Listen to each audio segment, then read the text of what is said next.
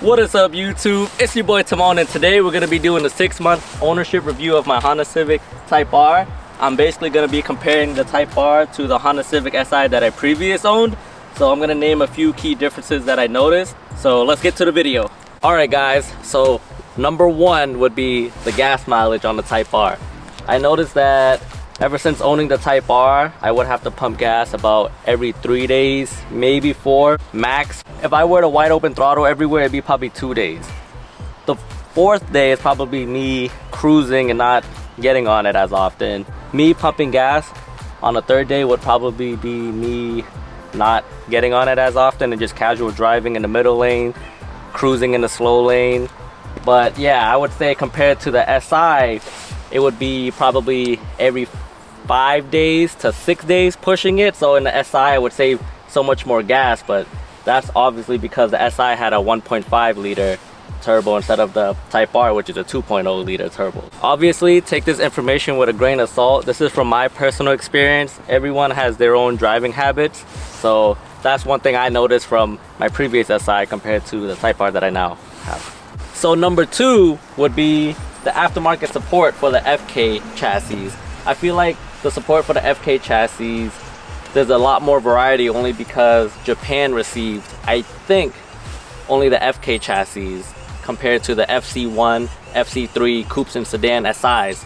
Don't quote me on this, but I think the US basically begged Honda to make the SIs for the US market, and I feel like that's why there's no Japanese parts for the sedan SIs and the coupe SIs. So now that we're on number 3, speaking of aftermarket parts, we're gonna talk about aftermarket prices. Now, while the FK8 has a lot of obviously good carbon pieces, they're not always the greatest in a sense, price-wise. I feel like, you know, you have companies like 271, PRL, Mishimoto, you know, they all make great products, and the PRL probably works better, the same if not better than this Group M intake. But this is me personally, and I just love the carbon fiber look, and I always wanted to own a piece of carbon fiber, just like the Greddy lip on the Si. Those two were basically my first carbon parts that I've owned on the Si. Well, Si and FK8.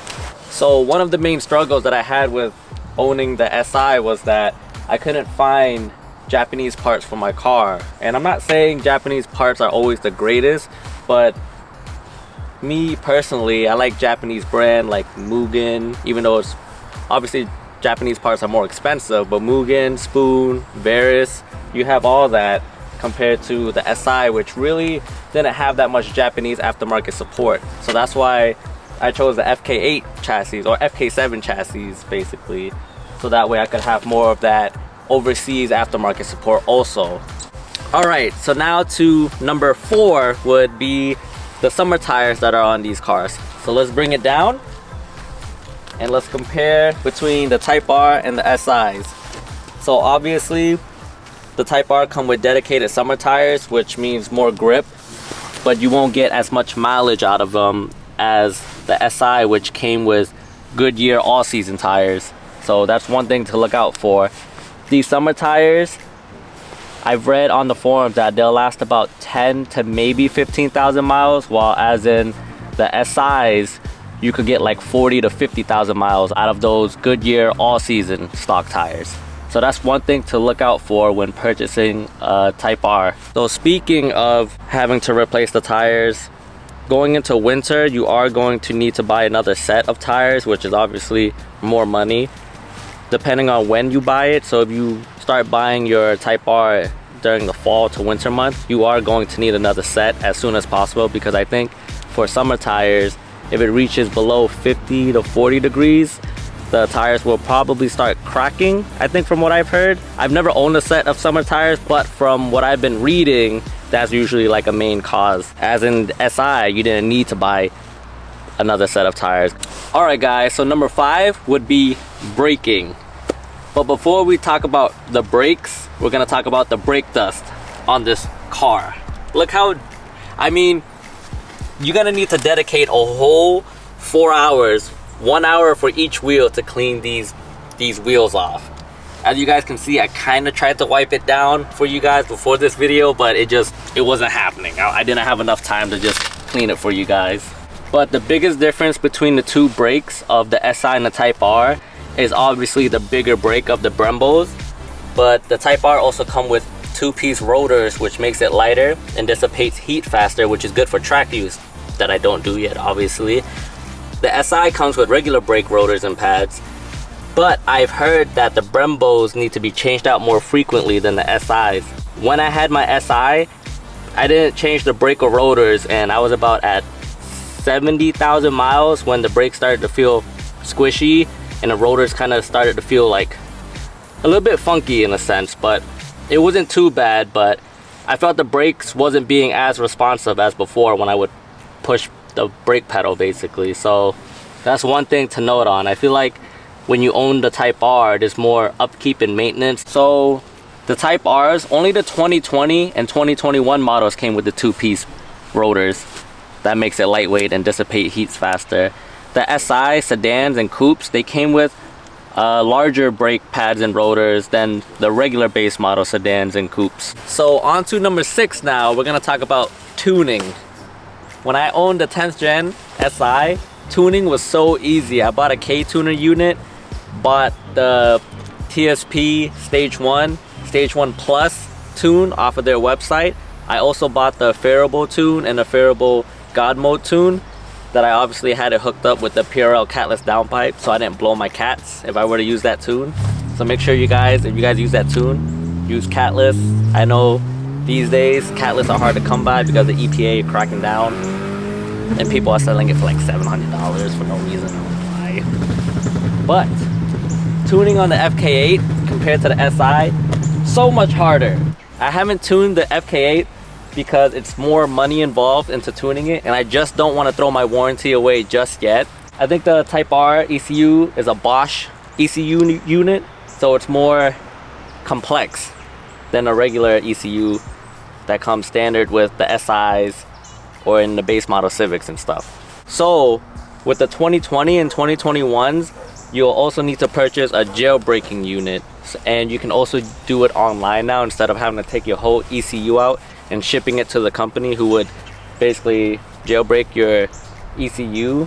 I think the jailbreaking device is $25 or $75 on top of purchasing your Honda unit or K-tuner unit. So that's about, I think I put everything in my cart and it came up to around $900 for my 2020 model in general. That's me, like, that's not me buying a tune for it or anything. It's just base maps, 900 bucks off the rip to just tune my FK8. I think if you have the previous Type R models from 2017, is it 2017 or 2018? One of those two, the 2017 or 2018s through the 2019s, I don't think you'll need the jailbreaking device unit, so it might be easier to tune on the older models. Me tuning the 10th gen Si, I felt like was reliable. It never gave me any real big issues or anything like that. Driving it was great, honestly. The Si just never gave me a problem, and it was, I think the gas mileage got better with the tunes than without the tune. I'm going to add that tuning the Si was plug and play. You buy the K-tuner unit or Honda unit, download the tune from the computer, download the files, make sure it downloads right into your K-tuner device or so, plug that bad boy into your ECU, wait for it to flash, and boom, you're making twice the power just about. So that's one thing I'll give the Si that I miss than the FK8. So now we're on to number 7. Number 7 will be the Flywheel. The Type R's come with a single mass flywheel, while the SIs come with a dual mass flywheel. The 11th gen come with a single mass now, but I'm comparing my 10th gen Si to the 10th gen Type R.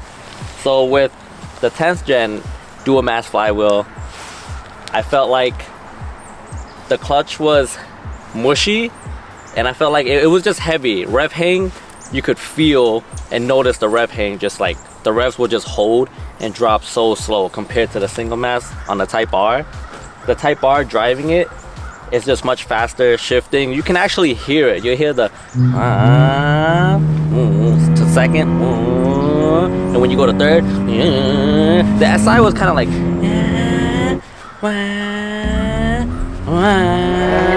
but then you hear like the,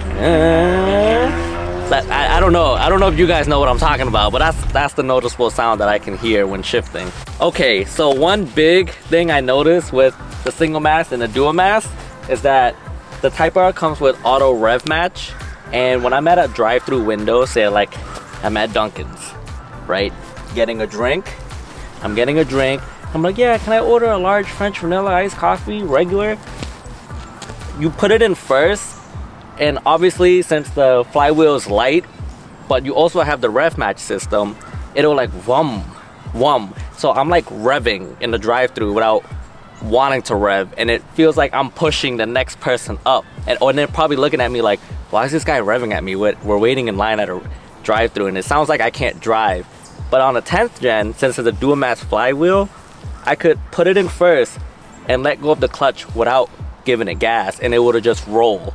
So it wouldn't sound like I'm pushing the next person up to keep going. So that's one big difference I noticed when driving the Type R in the 10th gen. It feels like when I'm driving the Type R, I'm like a menace to society on the roads, you know? But like with the 10th gen, I'm just relaxed. I'm a casual driver. I'm not here to annoy anybody.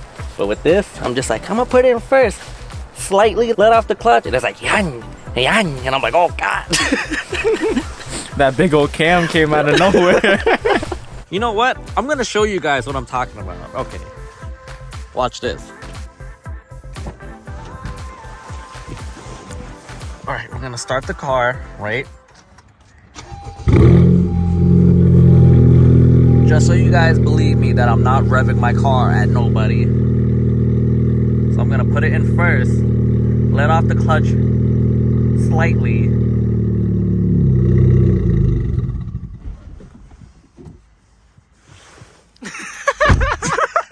Okay, don't mind me, guys. I don't know how to drive my car still. I just stalled. You know what? I'm gonna wait till the car warms up because I think the revs are high right now. So since the revs are high, it's obviously gonna push myself forward or lurch forward in a sense. So I'm gonna wait till the idle settles and then I'll show you guys. All right, guys. So now that the revs have gone down and the car is warmed up, watch. Boom. Put it in first. Watch this. Do you hear that? So think about it. If I'm at a drive-through. See, I'm not even touching the gas or anything yet. See? You guys see that? See? So it's not just me or all the Type R owners revving like that. And actually, it's much louder outside.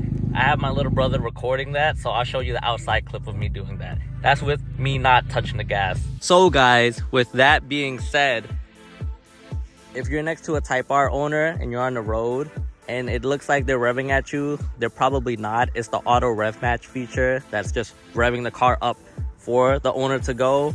So don't think that they're just like being a menace to society on the road when they're not. They're just trying to get the car going, but the car is just revving for you to get going. So that's one thing I just want to bring up. All right, guys. So all in all, that's basically it for today's video. This video is basically me comparing the two, 6 months of ownership and something that I've noticed. Obviously, the upkeep with the maintenance is going to be much more on a Type R than a regular SIs. And I feel like this video is towards somebody who's looking into trading their SIs to the Type R, or somebody looking to purchasing a Type R, or both. You could be looking into purchasing an SI or a Type R, and I'm hoping this video will be somewhat helpful for you guys and informative. All right, guys, I hope you guys enjoyed the video. Like, comment, and subscribe to your boy. I see you guys next time. Peace. I'm gonna buy an SI again. Run it back, round two. I'm running back round two. Round two, keep the Type R. Nah, I'm finna buy one too. It's rocks. Hey, Finna have a white one and black one. Hey. I kind of do miss my SI though.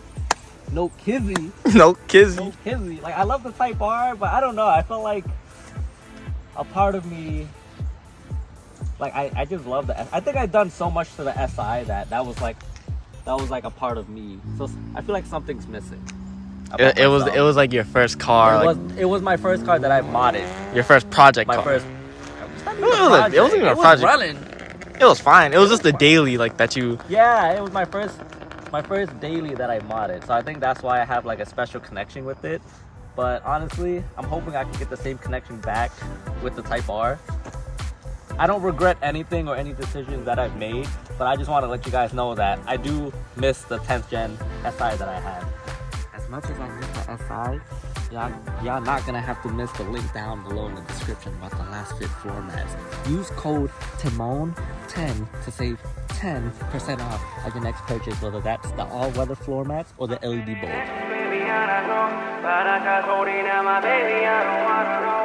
우리의 미래 모래처럼 몰라 where it goes. 넌 아직 준비 안 했어.